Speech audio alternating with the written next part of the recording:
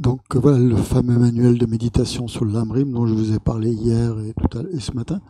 Donc c'est là où vous trouverez toutes les méditations thématiques, justement sur méditation analytique sur les différents thèmes du Lamrim. Hein. Donc voilà, ça s'appelle manuel de méditation sur le Lamrim. Vous n'êtes pas obligé de l'acheter tout de suite. On s'en servira au cours de l'année, comme ça vous pouvez vous en servir chez vous en fait. Moi je l'utilise plus ou moins, je prends des trucs un peu là-dessus, mais après pour chez vous c'est bien pour méditer, avoir le canevas formel de la méditation. Donc par exemple pour la méditation qu'on va faire aujourd'hui, cet après-midi, la méditation qui s'appelle méditation une parfaite renaissance humaine. Donc vous allez voir, c'est présenté de manière très traditionnelle avec les petit 1, petit 2, petit 3, petit 4. Il y a toutes les phases, tous les points par lesquels il vous est conseillé de passer hein, pour vraiment intégrer à fond, complètement cette méditation. Et cette méditation, donc en plus, c'est après, il y a un petit extrait de l'enseignement de Lama-Zopa Rinpoche qui donne des indications et de l'inspiration surtout. Voilà, par exemple. Mais ce qu'on va faire cet après-midi, on va en faire une forme simplifiée pour commencer. Hein. On aura le temps. Donc c'est surtout pendant la semaine de retraite qu'on fera au mois d'août, la deuxième semaine. La deuxième semaine d'août. Tu l'as pas, Sylvie, ce livre? Ah, je croyais que tu l'avais. La deuxième semaine d'août, donc on fera une retraite et là, on passera en revue, disons, les 7 premiers thèmes qu'on aura étudiés pendant l'année. Et là, c'est-à-dire chaque jour, la retraite dure à peu près 7 jours, 7 jours. Et on fait un thème par jour. Donc vous avez vraiment le temps pendant une journée de rentrer dedans, hein, de vraiment l'explorer, tout ça. C'est une retraite surtout de méditation. Il n'y aura pas d'enseignement ou de discours là comme maintenant. C'est vraiment une retraite qui est faite pour intégrer le Lamrim. Hein. Si vous ne l'avez pas encore intégré pendant l'année, bien sûr. Et ça permet justement de se consacrer à cette étude, à cette pratique pendant une semaine entière sans avoir vraiment de distraction. Merci. Et puis d'être ensemble aussi, c'est bien. De passer une semaine ensemble, ça. J'ai remarqué que cette retraite, il y a un avant la retraite et un après retraite. Hein? C'est moi qui la guide, en général, oui. C'est pas Geshe Loden, non. L'année dernière, non. L'année d'avant, je l'ai guidée avec Robina, Vénérable Robina. Voilà. Elle faisait la partie plutôt enseignement et moi la partie méditation. Mais cette année, l'année prochaine, je sais pas. Peut-être si elle est disponible, on l'invitera de nouveau, on verra. Ah non, là pendant. T'es inquiet. Hein. C'est pas la semaine où on parle pas. Je réponds pour les gens qui sont sur Zoom qui n'ont pas entendu. Non, en fait, oui et non, moitié. En fait, on parle pas de la dernière session du soir après le repas. C'était à peu près une demi-journée. Après le repas, ça va. Après le repas, on reprend la discussion et ça permet l'après-midi de discuter. C'est un peu Club Med. Là. Il y a une grande différence entre le matin et l'après-midi. Le matin, c'est du monde est sérieux, hyper sérieux.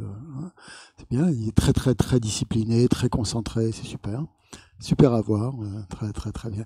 L'après-midi, après le repas, c'est olé, tout le monde est dans les prés, on boit un coup, ça n'a plus rien à voir, tout le monde est très super. C'est sympa aussi, c'est que ça détend. Hein. Et après l'après-midi, on fait une séance de questions-réponses. Là, on rigole bien en général. Et après, il y a encore une session le soir. Et on fait Vajrasattva tous les soirs, comme on l'a fait hier, mais un peu plus poussé. Et après, la dernière session, on se met en silence à partir de la fin de la dernière session jusqu'à l'après-repas, l'après-déjeuner. Voilà. Donc c'est assez bien équilibré. Après le déjeuner, pas le petit, le grand déjeuner. C'est-à-dire 14 heures à peu près, quoi, les horaires d'été. Donc et ça permet vraiment de placer à plusieurs fonctions. Donc c'est vraiment d'intégrer.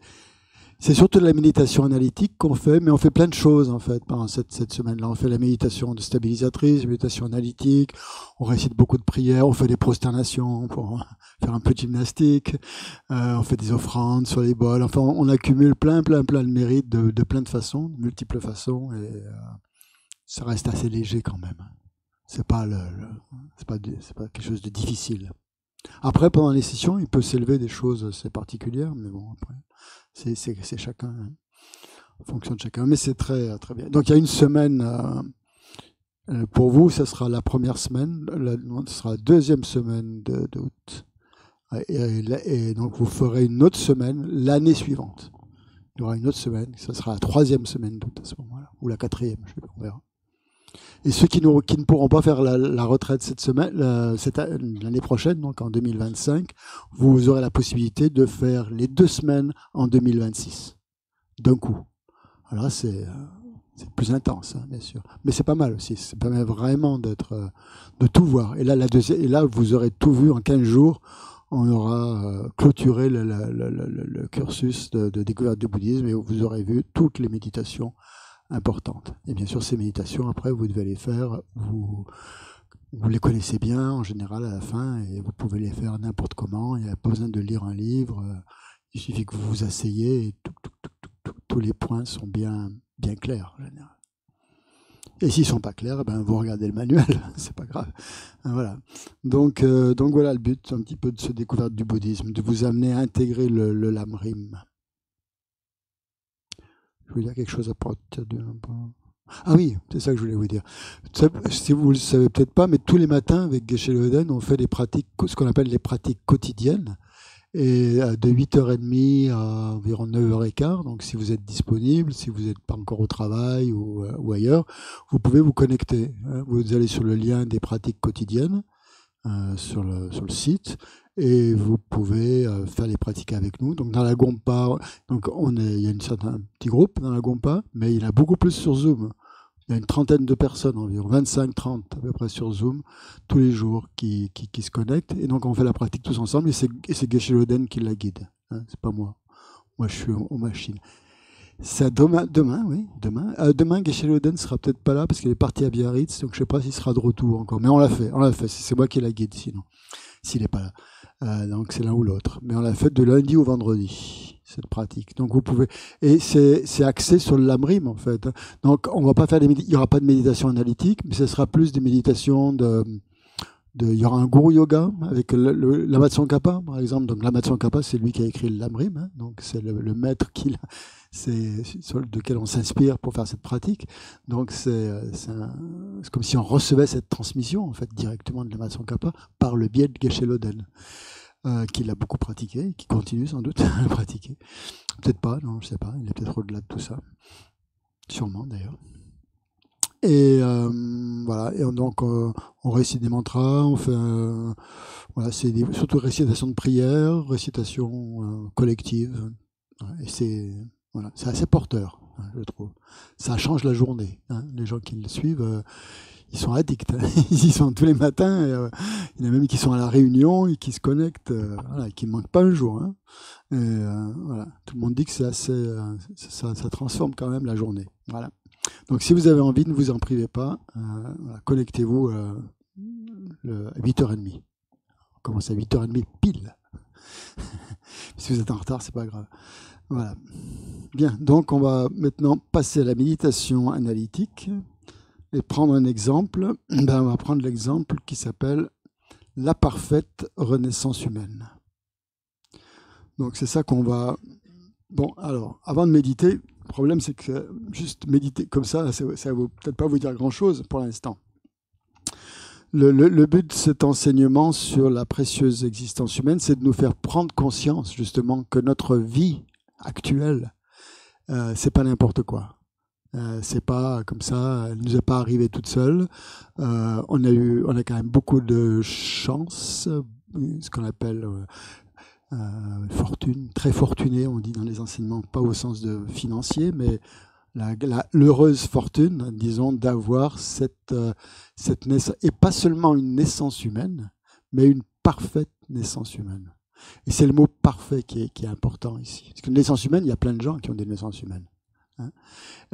Plein de personnes, mais il se trouve que il faut essayer de voir si nous-mêmes nous avons cette parfaite existence humaine, c'est-à-dire qui nous permet, qui nous offre toutes les conditions intérieures et extérieures de pouvoir atteindre l'éveil rapidement, soit dans cette vie, soit dans les vies suivantes. Donc cette méditation consiste en fait à analyser et à prendre conscience justement de cette richesse que nous avons en nous. Et c'est quelque chose qu'on ne fait pas volontiers au quotidien parce que pour nous, l'existence humaine, bon, elle nous est arrivée, on ne sait pas trop comment. On est né à un moment donné, voilà, les papas, maman, on a eu ça, ses parents, n'étaient pas toujours, c'est pas toujours super, les parents qu'on a eus, bon, bref, on n'y attache pas vraiment une grande valeur en général. C'est pas quelque chose qui nous comble de joie, quoi, disons. Et Geshe Oden dit souvent, en fait, je crois qu'il a pris ça de la Mazopa d'ailleurs, que il faudrait, quand on pense à cette existence humaine, on devrait ressentir autant de joie qu'un supporter d'un match de foot quand son équipe a gagné, ou de rugby, par exemple. Et c'est que les foules en délire qui sautent dans tous les sens. Et le Mazopa dit, c'est juste marquer un but, un point, c'est pas terrible. Hein, ils sont payés pour ça, les gars. Hein, je veux dire, bon, pourquoi sauter en l'air? C'est pas vraiment quelque chose d'extraordinaire, quoi.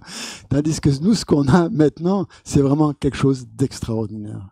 Et de ça, il dit, on s'en réjouit pas. On s'en réjouit pas parce que on prend ça comme un acquis, comme quelque chose d'un fardeau, peut-être pour certains, quelque chose de lourd, quelque chose qui ne vient pas de nous, on pense, hein, que c'est dû à nos parents, que nous, on n'a absolument pour rien. Et donc, cette méditation a pour but de changer cette perspective ordinaire, justement, de nous-mêmes, et de la transformer en une perspective extraordinaire. C'est-à-dire quelque chose qui est montrer en fait la perfection qu'il y a en nous. Hein. Et voilà. Donc c'est le but de cette méditation, de nous faire prendre conscience de cette richesse, de tous les attributs que l'on a à notre disposition, qui nous portent, qui nous soutiennent, quoi. Et ça, on n'y pense pas. Donc le but, voilà, c'est de nous faire penser, de nous faire réfléchir, de nous faire apprécier. Voilà, je pense que c'est le mot, apprécier cette existence. Et donc toutes les méditations du Lamrim, en fait, elles vont à contre-courant de ce qu'on pense habituellement. C'est-à-dire habituellement, voilà, dans cette vision ordinaire de nous-mêmes, qui n'est pas une existence comme une autre, et peut-être avec certaines qualités et tout, mais on n'est jamais vraiment complètement satisfait.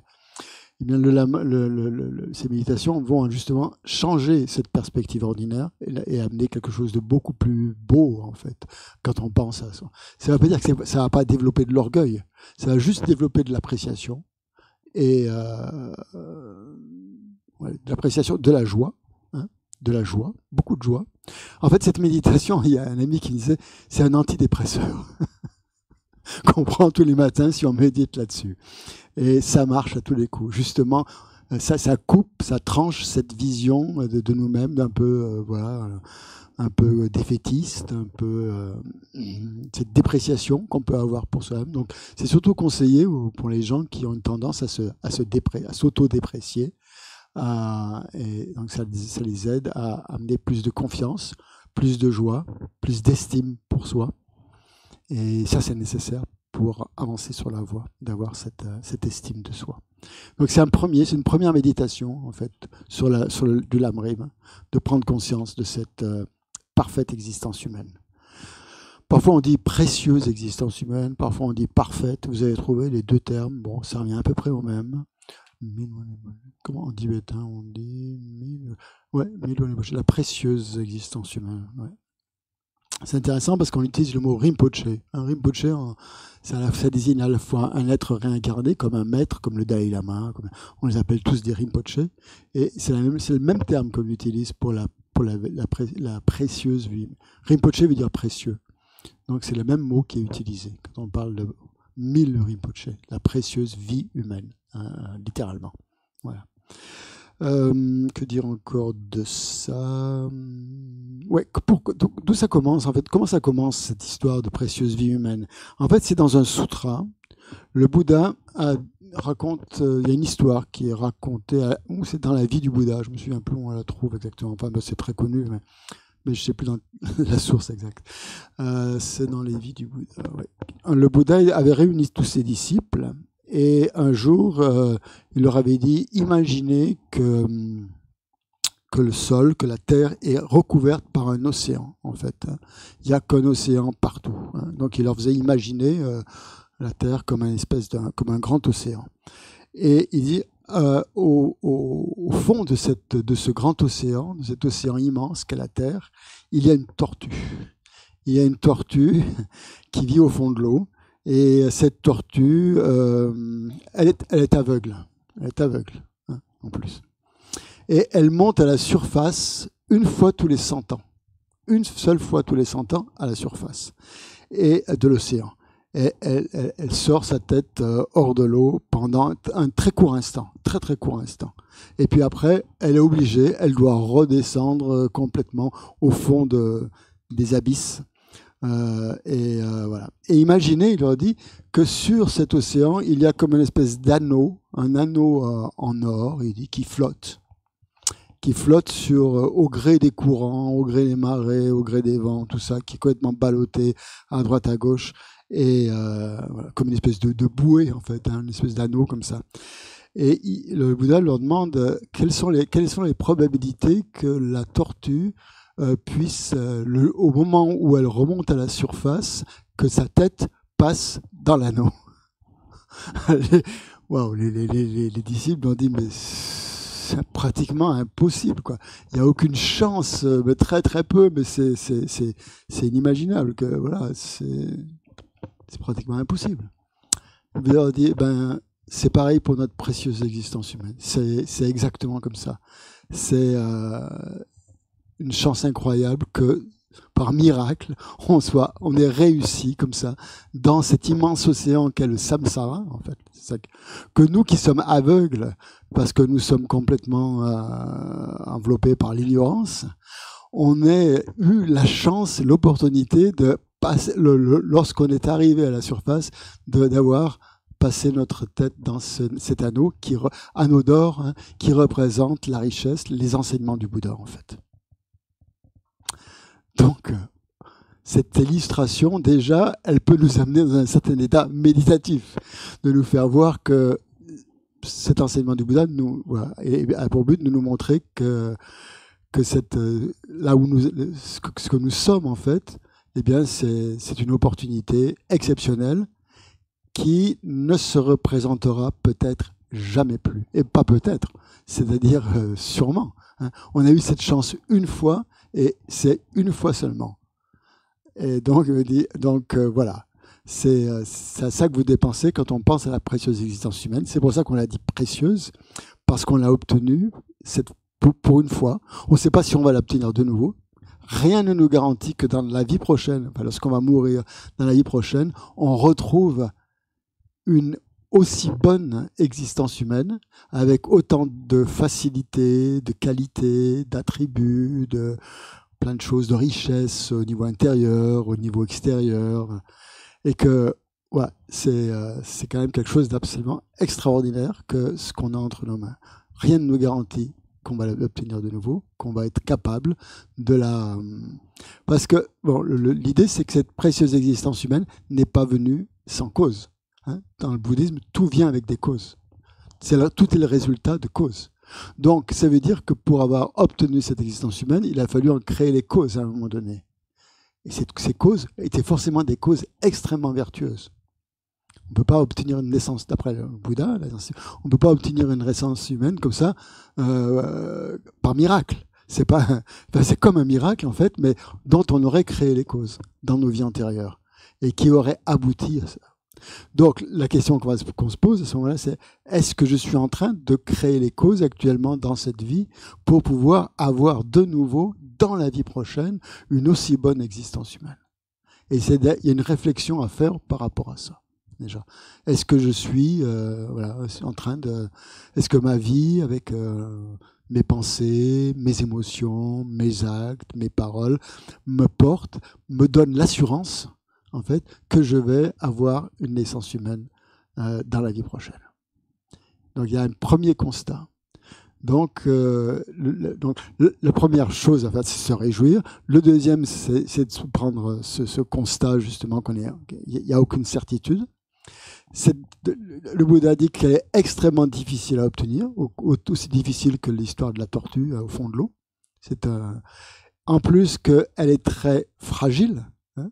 Si on pense à notre vie humaine, comme c'est fragile, toutes les choses qui peuvent nous arriver, qui peuvent y mettre fin. Hein. Voilà, si on pense à l'âge que l'on a actuellement, au mien par exemple, il y a beaucoup de gens qui sont morts qui n'ont même pas atteint l'âge que j'ai actuellement. Hein. Donc on peut réfléchir à ça aussi. On a déjà atteint un certain nombre d'années et c'est pas donné à tout le monde. Hein. Donc cette vie quelque part, elle a une certaine fragilité, elle est difficile à obtenir, elle est facilement perdue puisqu'il suffit de pas grand-chose, hein, un petit virus, un petit truc minuscule, hein, ça y met fin. L'accident extérieur, hein, un événement planétaire, je ne sais pas, plein, tremblement de terre, les conditions climatiques qui se dégradent, des inondations, je ne sais pas, plein d'événements extérieurs peuvent arriver pour mettre fin à cette existence humaine. Voilà. Donc c'est aussi l'idée de réfléchir à cela pendant cette vie. Et au bout du compte, à quoi est-ce qu'elle doit aboutir, cette méditation? Eh bien, au fait qu'il n'y a pas de temps à perdre. On est là, on a tous ces éléments à notre disposition, tous ces facteurs positifs. Si on les gaspille, si on n'en fait rien, eh ben, ils vont être gaspillés. Et puis, on va arriver au terme de notre vie. On se dira, mais qu'est-ce que j'ai fait de ma vie? Et on risque d'avoir beaucoup de regrets, en fait, d'avoir gaspillé, d'avoir perdu du temps. Donc cette prise de conscience amène un état d'urgence un petit peu. Il y a urgence à donner vraiment le plein sens à notre vie humaine. Sinon, on passe à côté. On passe à côté et comme on n'est pas sûr de l'avoir de nouveau, on sera vraiment passé à côté de quelque chose de très important, très précieux et qu'on aura perdu. Et là, les Bouddhas, dit après, il continue son histoire, il dit, c'est que imaginez bon, à l'époque-là, les navigateurs allaient sur des îles où il y avait des joyaux, il y avait des richesses, tout ça, et ils allaient ramasser le plus de joyaux possible, de bijoux, et ils revenaient, c'était leur commerce, quoi. Imaginez un navigateur qui va sur une île déserte pour chercher des trésors et qui revient les mains vides, quoi, en fait, finalement, parce que finalement, quand il était sur cette terre, il s'est dit, wow, finalement, il a plus pensé à ça, il s'en intéressait plus, et il revient, et là, il a un énorme regret. Donc, c'est un petit peu voilà, le contenu un petit peu de la méditation sur la précieuse existence humaine. De manière, je simplifie là, et je passe pas par tous les points nécessaires, parce que bon, c'est peut-être un petit peu par manque de temps, et puis c'est peut-être un petit peu artificiel pour l'instant. Et donc c'est juste une prise de conscience en fait qu'il faut avoir. Et les ressentis que vous pouvez avoir pendant cette méditation il y a plusieurs ressentis. Hein, c'est déjà un sentiment de joie, de contentement, d'appréciation que vous pouvez ressentir. Et là, bon, avec la méditation stabilisatrice, vous restez le plus longtemps possible dans cet état de contentement. Et quand vous allez quitter votre méditation, finalement, cet état de joie, il va se répercuter et il va vous faire prendre conscience aussi que cette joie, elle est peut-être de courte durée et qu'il faut justement faire quelque chose pour amener encore voilà, plus de certitude en fait dans notre vie. Et là, c'est le but de la pratique du Dharma, de se dire de pratiquer le Dharma à ce moment-là veut dire essayer de faire le plus d'actes positifs possible, le faire de faire de son mieux pour aider les autres, pour avoir des pensées positives, etc. Pour donner justement un contenu à notre courant de conscience qui soit le plus positif possible, justement pour qu'au moment de la mort, ce qui se passe, c'est que qu'est-ce qui germe à ce moment-là, qu'est-ce qui va mûrir, c'est ces graines vertueuses qui sont dans notre courant de conscience. Voilà. et qui vont nous donner la possibilité de retrouver, si on n'a pas atteint l'éveil dans cette vie par exemple, si on n'est pas libéré dans cette vie, de pouvoir retrouver encore dans la vie suivante une existence humaine qui va nous aider à atteindre notre but. Il y a des questions là-dessus ou avant la méditation? Je vais m'en servir du bouquin, ouais, plus ou moins, je sais pas, je vais voir. C'est la page 81. Voilà. Donc vous pouvez la faire chez vous avec le livre, bien sûr, cette méditation. Qu'est-ce que je peux vous dire? Ok, maintenant, voilà, elle est là-dedans. Des questions par rapport à cette méditation ou à ce thème, ce contenu, sur Zoom, tout est clair. Avant de faire la méditation, il faut que ça soit clair. Il faut savoir sur quoi on va méditer. Bon, je vais vous guider là, bien sûr. Je ne vais pas vous laisser tout seul. Bon, en quoi déjà est-ce que faut déjà prendre conscience du caractère précieux de notre vie. Pourquoi est-ce que notre vie est précieuse? Donc ça, c'est qu'est-ce qui la rend parfaite et qu'est-ce qui la rend précieuse? Donc on a dit le fait d'avoir trouvé les enseignements du Bouddha. Bon, ça, ok. On va dire que pour nous, il y a maintenant, il y a beaucoup de choses à notre disposition, beaucoup de ressources qui nous permettent d'avoir accès aux enseignements du Bouddha. C'est une chance parce qu'on est à une époque où les médias fleurissent et où on peut avoir plein d'informations, parfois trop, mais bon, ça c'est un autre sujet, d'informations sur le bouddhisme, sur plein de choses. Mais ça n'a pas toujours été le cas. Pensez, il y a par exemple 50 ans en arrière, qui est-ce qui avait accès au bouddhisme? Quelques universitaires là, qui étudiaient les textes parce qu'ils avaient ils étaient des sanskritistes, tout ça. Voilà, il y a des gens qui n'avaient pas voyagé, qui n'étaient pas allés en Inde, qui n'étaient pas allés au Népal. Moi, je pense à mes parents qui sont pas allés dans les pays asiatiques. Ils n'ont pas eu, de leur vivant, ils n'ont pas eu accès au bouddhisme. Enfin, parce que moi, je leur en ai parlé, mais d'eux-mêmes, c'est pas, il n'y avait pas la possibilité, par les journaux, par la radio, de rencontrer, d'avoir accès aux enseignements. Il y avait très peu de livres il y a 50 ans. Maintenant, des livres, il y en a plein. Avant de trouver un livre sur le bouddhisme, il fallait lire l'anglais. Si vous ne lisiez pas l'anglais, en français, il y avait peut-être Alexandra David Neal, avec des romans qui étaient bien. Il y avait Lobsang Rampa qui vous parlait de méditation complètement folle, avec des voyages astro et tout ça, qui faisait bon, mais c'était un peu bizarre, quoi. Arnaud Desjardins qui a commencé assez tôt, lui, bien sûr.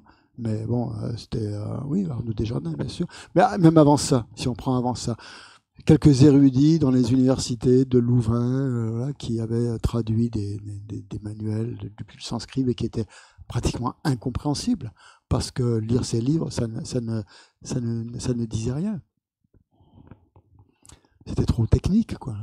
Donc il n'y a pas de maître qui est en Occident pour transmettre le Dharma, comme Geshe Loden, le Dalai Lama. Il était en exil, il était en Inde, il était au Tibet, on n'avait pas accès à ça. Les maîtres ne se déplaçaient pas, ils étaient dans leur monastère et tout. Donc on était privé quelque part de cet enseignement-là. On n'y avait pas accès. C'est quelque chose. Et c'est pas sûr qu'on y ait accès longtemps, on ne sait pas. Ça peut très bien arriver que dans 20 ans, tout ça s'est disparu. Qui sait? Allez savoir. Ah les occultistes, oui, il y en a toujours eu. Mais après, est-ce qu'on peut faire confiance aux occultistes? Moi, je ne sais pas. Après, l'enseignement du Bouddha, c'est quand même quelque chose de fiable. L'enseignement des occultistes, moi, je pense qu'il y a une partie d'eux-mêmes, que ça vient d'eux-mêmes. Mais après, voilà. Alors, non, moi, pas sans micro. Non. Merci, attendez, Christian. on va essayer de faire quelque chose de constructif, là, pour ne pas perdre trop de temps.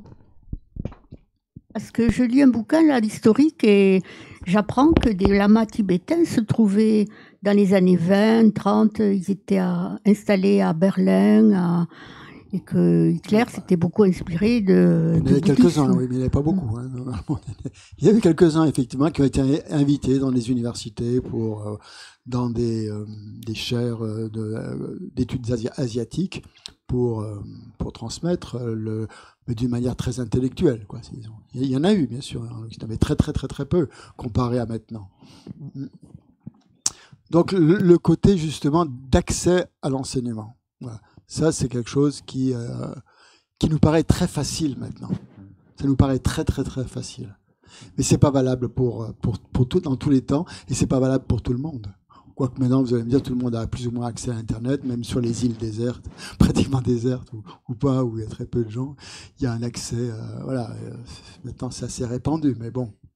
Et c'est venu essentiellement au moment de la diaspora tibétaine. Oui, beaucoup de Tibétains se sont trouvés chassés grâce aux Chinois, comme dit le Dalai Lama, quoi. Ouais.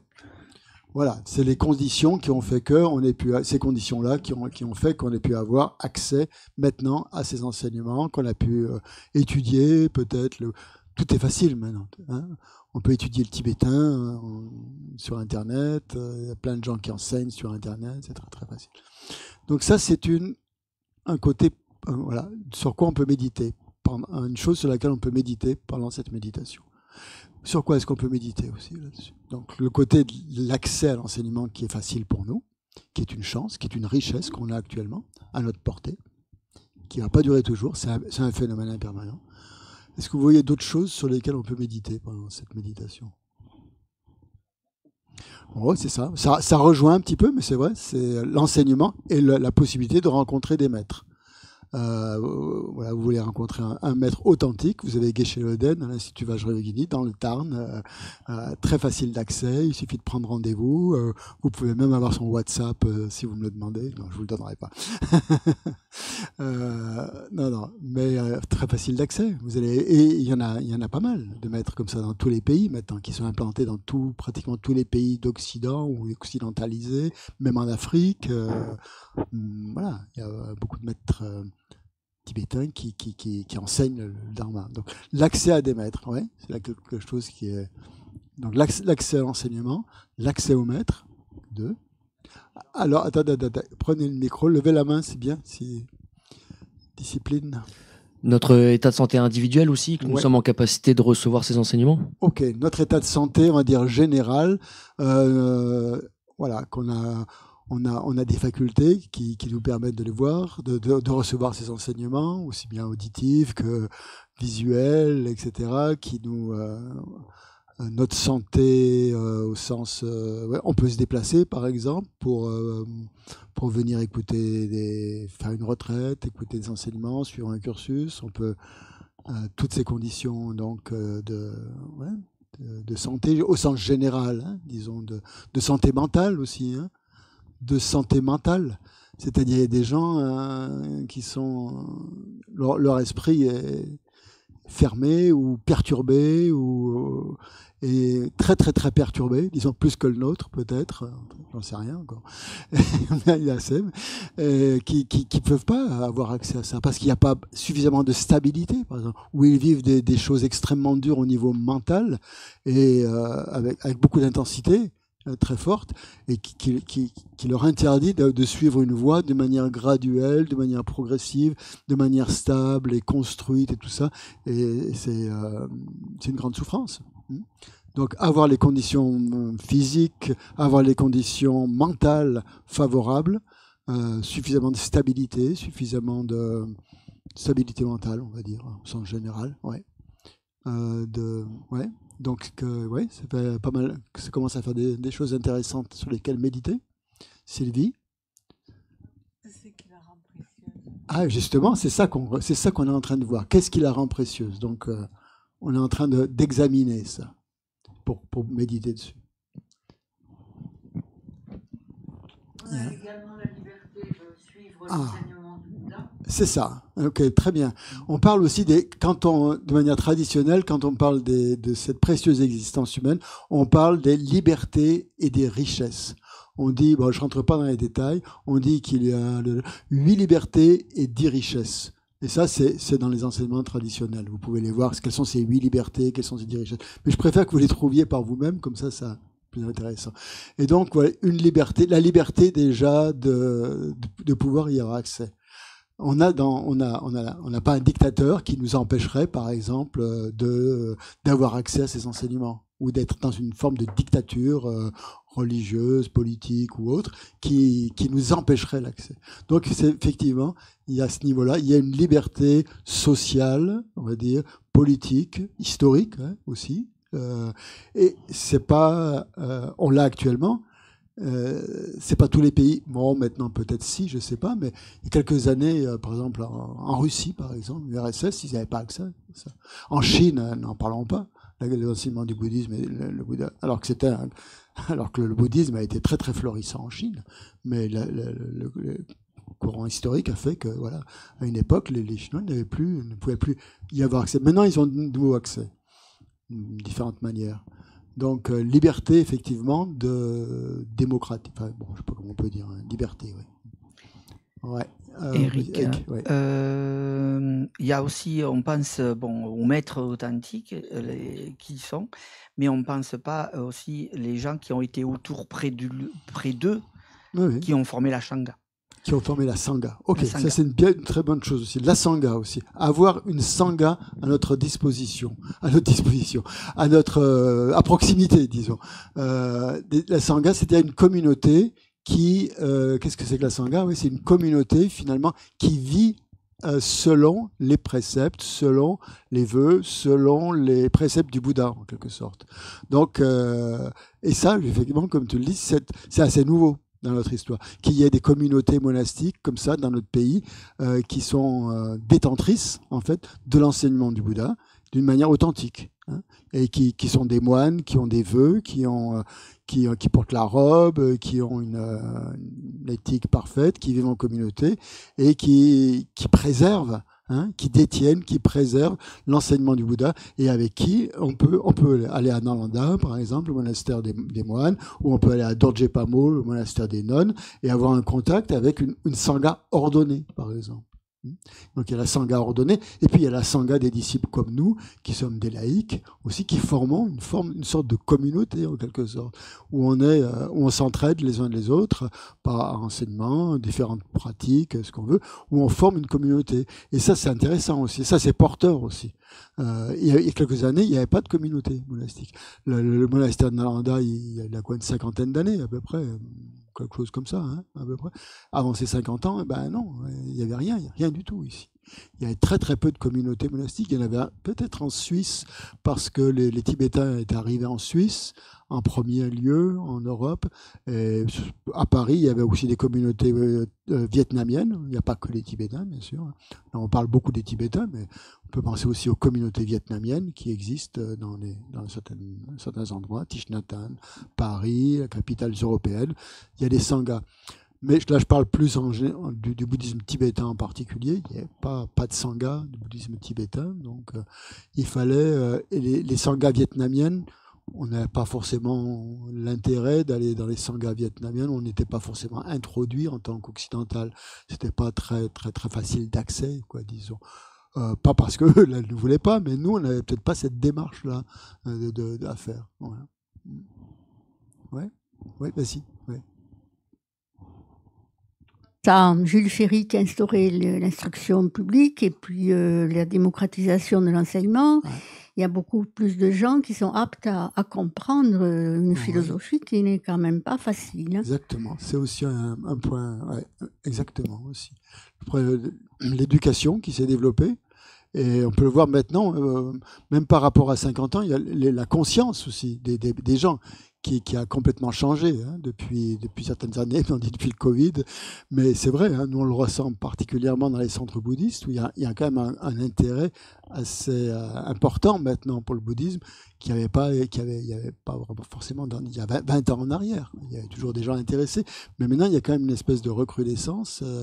Les gens, voilà, des cursus comme ça, comme découverte du bouddhisme, beaucoup de centres en font maintenant, qui appellent ça différemment, Exploring Buddhism, il y en a plein il y en a partout, quoi. Et parce qu'il y a une demande, effectivement, les gens sont intéressés. Donc, ça, c'est un plus qui rend les temps ont changé, et donc ça, c'est plutôt favorable pour nous, pour notre évolution, notre transformation, les transformations de la société aussi.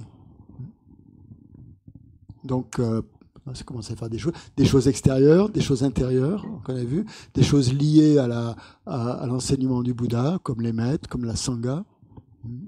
D'autres choses? Et puis, dans toutes les personnes qui ont le potentiel de pouvoir accéder à l'enseignement, tout le monde n'en a pas la volonté, le désir. Oui, mais c'est ça. Il y a de plus en plus de gens qui en ont la volonté. Oui, je vois ce que tu veux dire. Le désir de venir vers cet enseignement. L'intérêt. Et qui en est, l'intérêt. Qui ont l'intérêt pour ça. Et qui est la foi pour cet enseignement. Exactement. Ouais. Il y a très peu de gens, en fait. Voilà. Donc, c'est ça qu'il faut regarder en nous quand on médite sur la précieuse existence humaine. Est-ce qu'on a ces qualités? Est-ce qu'on a les qualités? Est-ce qu'on a le potentiel, nous?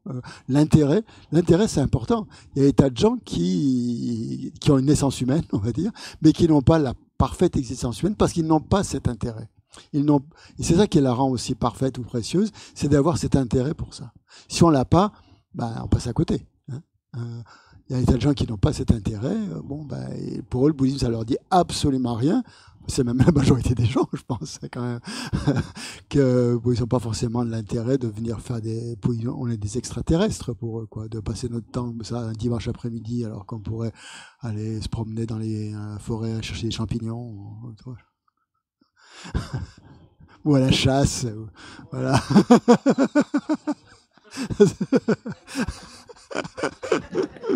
On est complètement fous. Ils sont complètement... À quoi c'est ça? Je pense qu'il y a aussi les capacités mentales. Parce qu'il y en a qui, pas que dans le bouddhisme, mais il y en a qui n'ont plus la capacité mentale de pouvoir réfléchir, de pouvoir... Il faut avoir certaines capacités mentales. Donc, est-ce qu'on a ces capacités mentales? C'est ça. Il faut revenir à soi. Hein. C'est pas constater simplement en général, c'est ce qu'on est en train de faire, mais pendant la méditation, c'est regarder nous. Là où on en est, est-ce qu'on a ces capacités mentales? Là, c'est oui, par exemple. Est-ce qu'on a une sangha à proximité? Oui. Est-ce qu'on a accès à l'enseignement du Bouddha? Oui. Est-ce qu'on a la liberté au niveau national et international? Oui. Est-ce qu'on a des maîtres? Oui. Et il y a toutes les cases, on peut mettre oui, pratiquement. Et donc c'est ça, il faut essayer de faire cette checklist là. C'est ça la méditation sur la précieuse existence humaine. Ouais. Ensuite, d'autres facteurs qui contribuent à donner un caractère précieux à notre existence humaine. Je crois qu'on en a vu pas mal. Mais... On dispose également de moyens, notamment, et de temps. Oui, exactement. Ouais. On a les moyens financiers et on a le temps.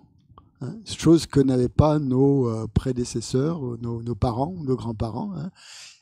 Financièrement, il n'y avait pas forcément... Il fallait travailler. Leur vie était souvent occupée à travailler, à devoir travailler pour survivre. Donc on est dans une situation où on n'a pas besoin on n'est pas dans la survie, quoi, on va dire. On est plus dans la vie. On a plus on a ce loisir.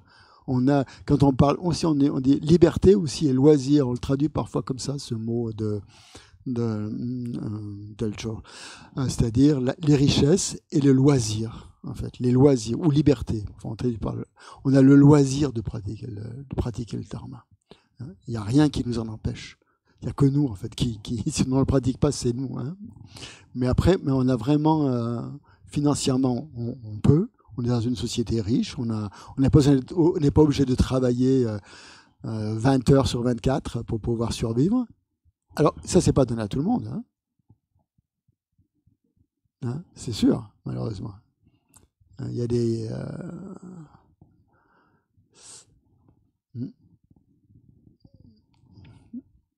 Donc, ouais. Et pour que tout ça soit réuni, c'est aussi parce qu'on a le karma pour ça. Voilà. Le karma, on a créé les causes dans nos vies antérieures. On a créé ce karma qui fait qu'on en a les effets maintenant.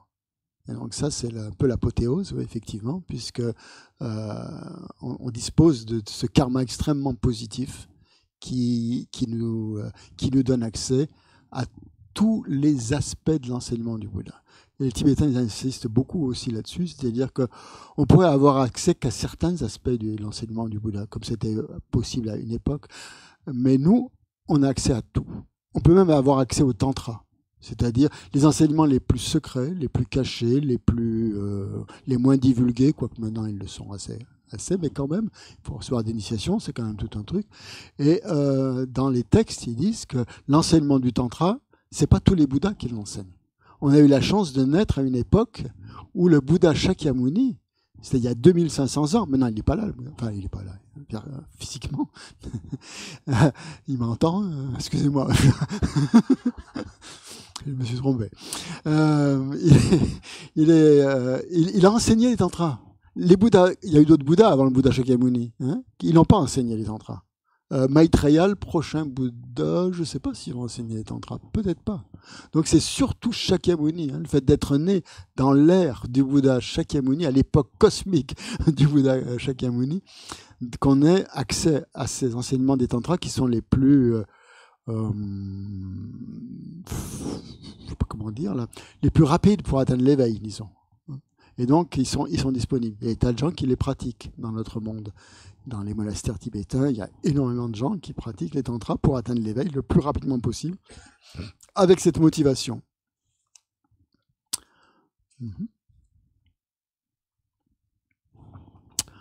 Autre chose? Oui, ben, c'est bien, hein, on a bien déblayé là, déjà. Fait pas mal de... Vous avez oublié quelque chose quand même. Mais enfin bon, ça va avec... Et je prends le cadre traditionnel. Dans ce qu'on appelle, je vais vous dire la liste des 8 libertés, hein, comme ça vous aurez une idée. Nous, on a un petit peu arrangé tout ça, mais les 8 libertés, ne pas être né dans les enfers. Première. 2. Ne pas être un esprit avide, ne pas être né comme esprit avide, ne pas être né en tant qu'animal, ne pas être né en tant que Dieu à longue vie, ne pas être né à une période où aucun Bouddha n'est apparu, ne pas être né dans un lieu où il n'y a pas de dharma, ne pas être né avec des sens défectueux, ne pas soutenir des vues fausses. On pourrait, ça aussi, soutenir des vues fausses, c'est à dire, mais le bouddhisme, ça n'existe pas. C'est une théorie, c'est une religion, enfin, c'est un truc complètement aberrant. Parler du karma, la vacuité, tout ça, c'est n'importe quoi. Hein. Les vues fausses, c'est un esprit qui est complètement fermé, non seulement fermé à ça, mais qui va même le critiquer en disant, voilà, c'est n'importe quoi. C'est l'opium du peuple, hein, comme disait Mao. Voilà. Des opinions complètement fausses par rapport à ça. Donc voilà. Donc, ne pas être né dans les enfers, esprit avide, animal, Dieu à longue vie, ça fait référence au samsara. On aurait pu renaître dans des lieux extrêmement difficiles, où il y a d'intenses souffrances. On va dire les enfers, par exemple, c'est le lieu où il y a le plus de souffrances. Hein, où les souffrances sont les plus intenses. Un pays en guerre, par exemple. Renaître la bande de Gaza, pour moi, c'est l'enfer. Hein. D'accord. Esprit avide, quelqu'un qui est toujours à la recherche, qui trouve pas de nourriture, hein, y a rien. Vous êtes né dans un désert. Pratiquement, il y a des gens qui vivent dans la famine, exactement, dans des déserts. Hein. Je me souviens, j'étais à une époque, j'habitais en Ouganda, et au nord de l'Ouganda, il y avait un désert qui s'appelle le Karamoja, et j'avais on appelle ça un serviteur, parce que j'ai des coopérants, donc on emploie des gens comme ça. Ils venaient de cette région-là et ils me racontaient qu'il n'y avait rien à manger, pas une plante qui pousse, quoi, rien. Il était venu en ville justement pour trouver du travail, parce que dans ce désert, il n'y avait rien. Et les gens passaient leur temps à chercher la nourriture, exactement comme c'est décrit dans les enseignements, où on parle des esprits avides, des énormes ventres, voilà, comme on les décrit. C'est une réalité. On aurait pu naître là. On aurait pu naître en tant qu'animal. Alors, animal, on peut dire penser aux animaux, là, comme on en voit, hein, mais aussi à des personnes qui ont l'esprit extrêmement fermé. Hein, comme on décrit un animal. Un animal est décrit comme... Vous avez beau lui enseigner des mantras, il ne va pas les réciter. Hein. Vous avez beau lui parler de la précieuse vie humaine ou des 4 nobles vérités, ça ne rentre pas dans son esprit. Et il y a des gens comme ça. Hein. Il y a des gens comme ça. Vous pouvez leur parler des plus belles choses du bouddhisme, ça leur fait ni chaud ni froid. Hein. Voilà. Donc, voilà, c'est ça les 8 libertés, qui sont dites d'une manière... Ouais. Et après, on parle de 10 attributs. Alors, les 10 attributs, je vous les récite. C'est être né en tant qu'être humain, 1. Être né dans un pays religieux, où la religion est admise, disons. Être né avec un esprit et un corps qui fonctionnent bien, comme on disait, une bonne santé mentale et physique. Être né, ne pas avoir commis l'un des crimes, ce qu'on appelle les crimes les plus abominables qui soient, c'est-à-dire qui donnent un karma négatif extrêmement dur, le fait d'avoir tué son père, sa mère, un Bouddha, un Arhat, d'avoir créé des schismes dans des communautés monastiques. Bon, c'est ça qui, et ça, ça crée des renaissances extrêmement difficiles. D'avoir foi dans le dharma, comme on disait, d'avoir cet intérêt, d'avoir cette foi. Voilà. Donc ça, ce sont des attributs personnels. Il y a des attributs qui sont liés aux circonstances. Être né dans une période fortunée où un Bouddha est apparu. Être né dans une période où un Bouddha a enseigné. Il ne faut pas simplement que le Bouddha apparaisse, il faut aussi qu'il enseigne. S'il n'enseigne pas, ça ne sert à rien. Hein, il a beau être Bouddha, bon, il ne donne pas d'enseignement. Être né dans une période où le Dharma est présent, où les enseignements sont présents, où ils sont à disposition. Être né dans une période fortunée où nous pouvons rencontrer des pratiquants, la Sangha. S'il n'y a pas de pratiquants, ça ne nous donne pas l'exemple de pratiquer. Ça ne nous donne pas l'envie. On a beau avoir l'enseignement, si on voit que personne ne le pratique, hein, quoi, ça sert à rien. Être né dans une période fortunée où les pratiquants peuvent bénéficier d'un soutien bienveillant. C'est-à-dire, c'est bien beau qu'il y ait des pratiquants, mais il faut aussi, ils travaillent pas les pratiquants. Donc il faut qu'il y ait des gens à côté qui se souviennent de leurs besoins, qu'il y ait des sponsors, des parrains, des gens qui ont foi dans le bouddhisme et qui soutiennent une sangha monastique. Qui par leur activité, il y a des gens, des pratiquants bouddhistes, il y en a beaucoup en Inde, il y en a beaucoup au Vietnam, il y en a beaucoup dans tous les pays asiatiques. C'est une tradition justement que si on n'est pas moine, eh bien on va aider les moines. On va donner de l'argent tous les mois à la communauté monastique, on va faire en sorte qu'on permette aux gens... Et des gens comme ça, il y en a plein. Il y en a plein dans la société. Qui sont pas moines, mais qui soutiennent l'enseignement du Bouddha, qui font plein de choses au niveau financier, justement, pour que l'enseignement puisse continuer à se propager. Voilà. Ok.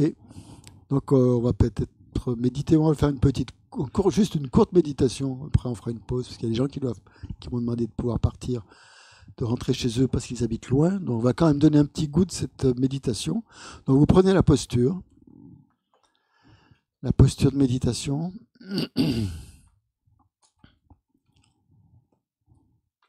Posture en 7 points.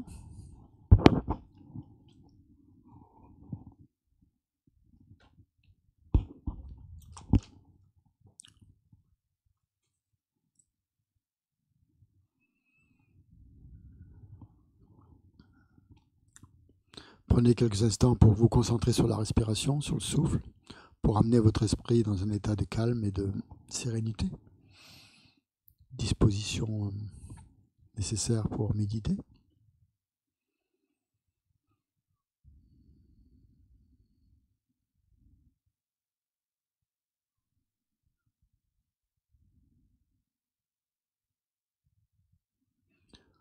Essayez d'amener dans votre esprit une motivation positive, que vous faites cette méditation dans le but justement de vraiment prendre conscience de ce potentiel qui est en vous.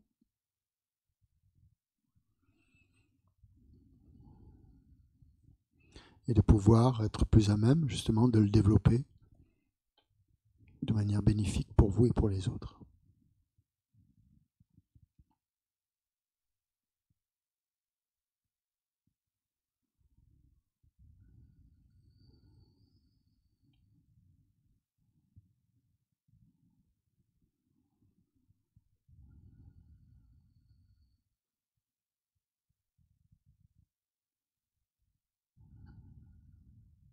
Donc on va commencer cette méditation par penser justement à ce qu'on appelle la nature de Bouddha, c'est-à-dire le potentiel de notre esprit, comme on l'a vu la dernière fois, de devenir la clarté, donc la clarté, la luminosité de notre esprit, donc qui est toujours là, en permanence, et qui est pratiquement à notre disposition. Il suffit de se concentrer dessus pour voir que notre esprit est clair, qu'il est lumineux, qu'il est pur, que les états émotionnels comme la colère et autres ne sont pas des états permanents,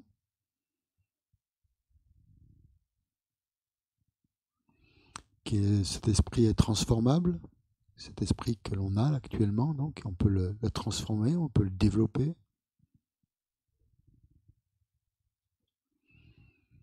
On peut développer plus d'amour, de compassion, de bienveillance dans notre esprit.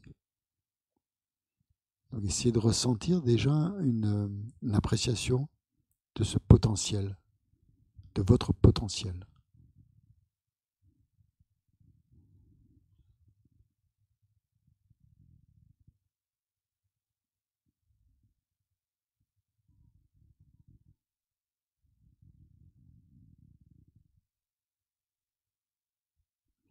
Donc ce potentiel vous donne justement la possibilité d'amener votre esprit dans des états de méditation extrêmement puissants, extrêmement bénéfiques pour vous, pour les autres. Il suffit de le vouloir quelque part, d'avoir cet intérêt.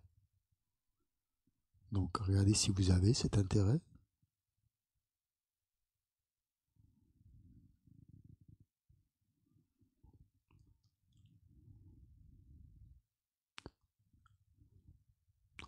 Regardez honnêtement quelles sont vos dispositions mentales.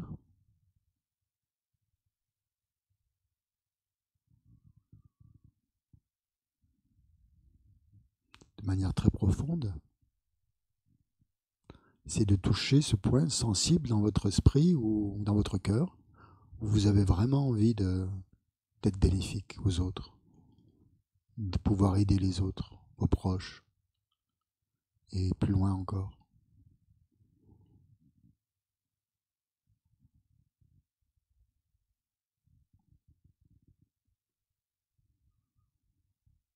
Votre intérêt justement pour la spiritualité, pour développer votre esprit, pour être plus à même d'aider les autres de manière juste. Regardez si vous avez cet intérêt, cette disposition mentale.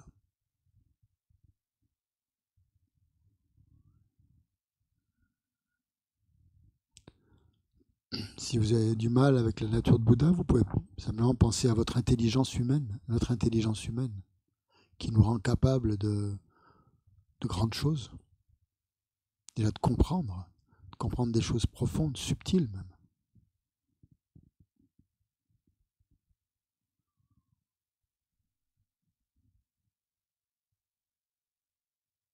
On est capable de discernement, de discerner ce qui est juste et ce qui est faux, ce qui est bon et ce qui ne l'est pas.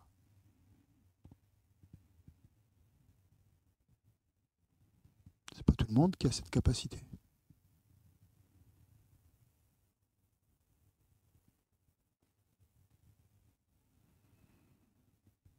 On est aussi, grâce à cette nature de Bouddha, on est aussi, cette intelligence humaine, on a la capacité de ressentir la souffrance des autres, de comprendre ce que vivent les autres, ce que vivent les gens, d'avoir de l'empathie pour la souffrance des autres. Donc ça veut dire qu'on a cette graine de compassion qui est là, plus ou moins développée en nous.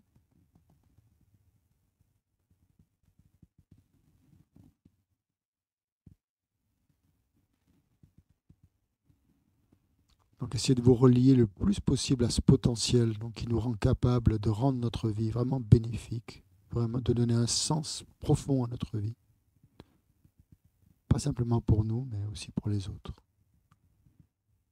C'est de toucher cette réalité.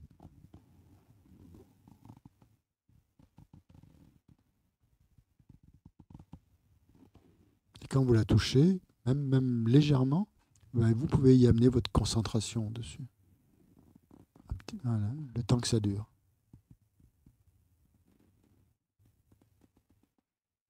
C'est ça, méditer, justement.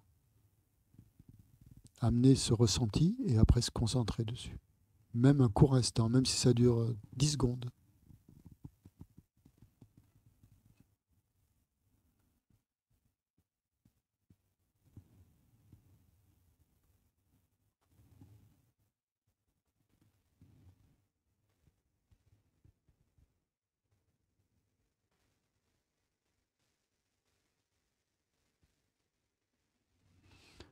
C'est pas que vous sentiez des résistances à ça. Vous dites, mais non, moi, j'ai pas cette capacité d'aider les autres, j'arrive même pas à me sortir de mes problèmes, j'ai tellement d'obstacles, tellement de défauts.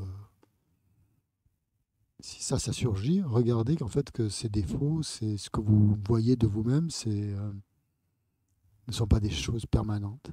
C'est juste votre esprit qui perçoit les choses de cette façon, qui les fixe, qui les rigidifie, mais qui n'a aucun défaut qui existe en soi, qui soit permanent. Aucune incapacité.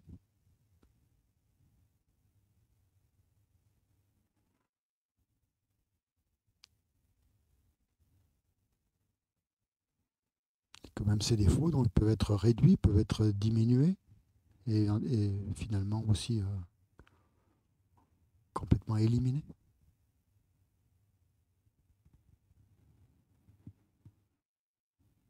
Votre esprit a cette possibilité de transformation, c'est de ressentir ça.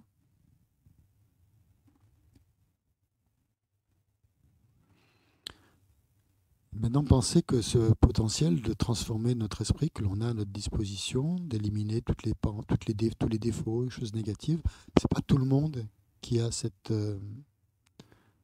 qui est dans une situation idéale comme nous pour pouvoir le faire, pour pouvoir faire ce travail sur l'esprit ou cette méditation. Donc prenez conscience de la chance en fait que nous avons de pouvoir nous consacrer quelque part à ce travail.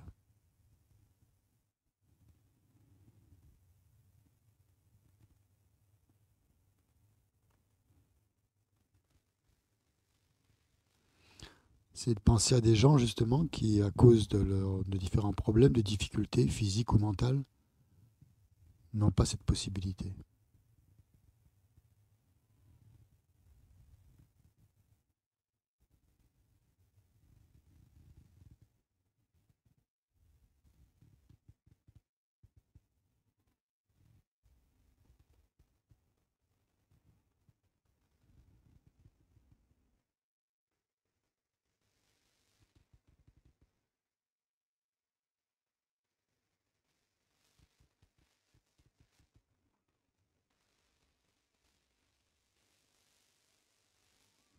Vous pouvez penser à des gens en particulier que vous connaissez, justement, qui n'ont pas cette disposition mentale, pour différentes raisons, à cause de conditions particulières,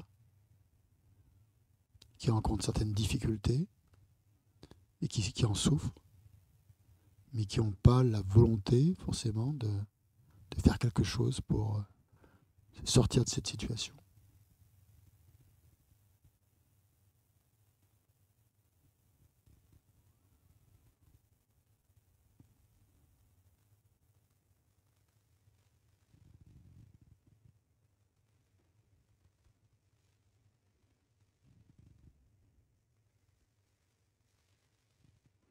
Et là, quand vous avez fait ça, vous revenez sur vous-même et vous pensez justement à vos dispositions,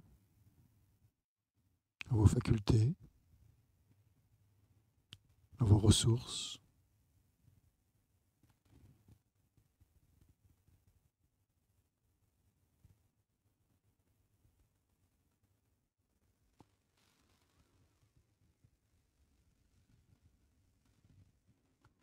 Pensez à tous les points dont on a parlé là, précédemment, toutes les cases là qu'on peut cocher.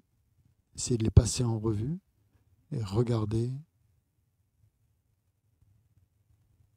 toutes les possibilités que vous avez, toutes les conditions favorables.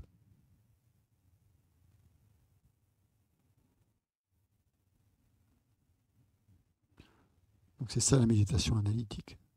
On analyse tous les point par point.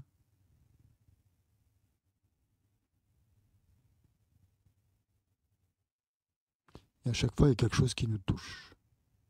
On se laisse toucher. Parce qu'on analyse. C'est pas brutal ou intellectuel.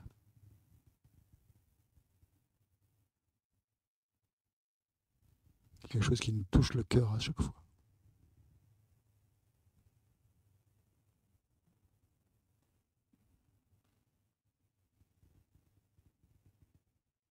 Et quand ça se produit, on se concentre dessus, puis on lâche. Et on continue l'analyse.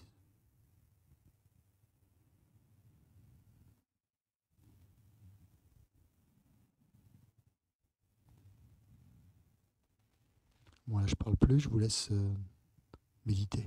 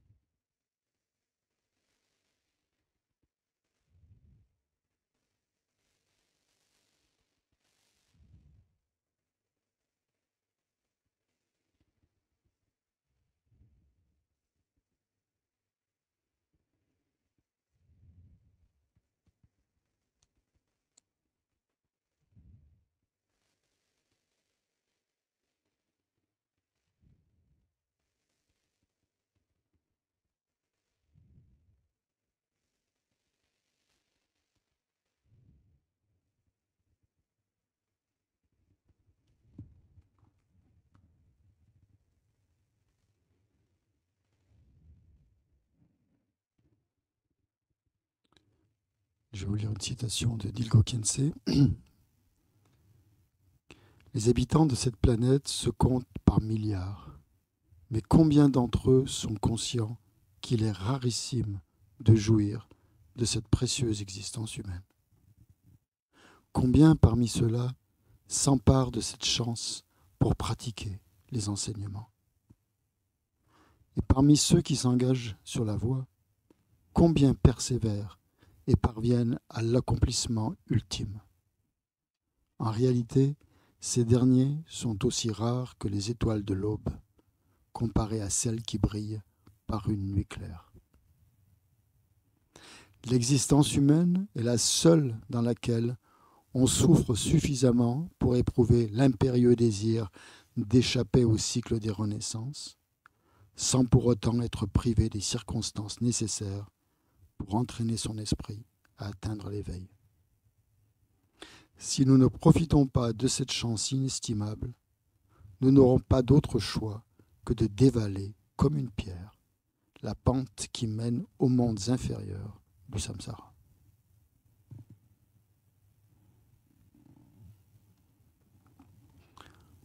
Donc à l'issue de cette méditation, justement, où on voit toutes nos qualités, nos potentiels, on ressent justement ce désir impérieux de vouloir développer nos qualités, de vouloir atteindre l'éveil pour le bien de tous les êtres, et de ne pas gaspiller cette précieuse existence humaine, de ne pas perdre cette chance. On essaye de rester concentré sur cette volonté de pratiquer.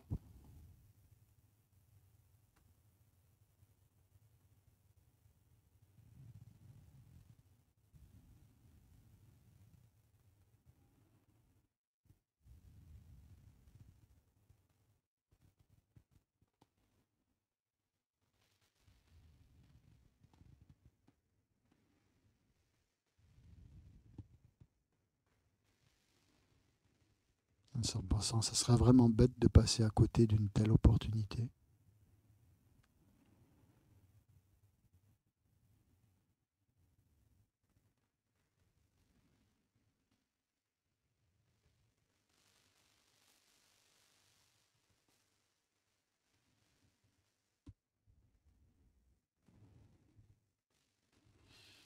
Donc on termine cette méditation en se réjouissant d'avoir pris du temps pour la faire, pour essayer de cultiver cette appréciation de notre existence humaine et de la volonté de lui donner tout son sens à l'aide des enseignements du Dharma. Donc on n'a pas perdu notre temps pendant cette heure. On a essayé de prendre conscience de la réalité qui est en nous. Et on dédie donc cette énergie positive qu'on a créée ensemble pour que le plus d'êtres possible trouvent l'accès à la voie vers l'éveil.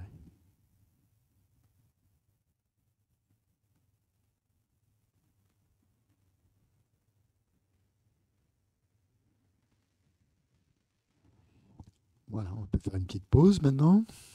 On reprend à 16h.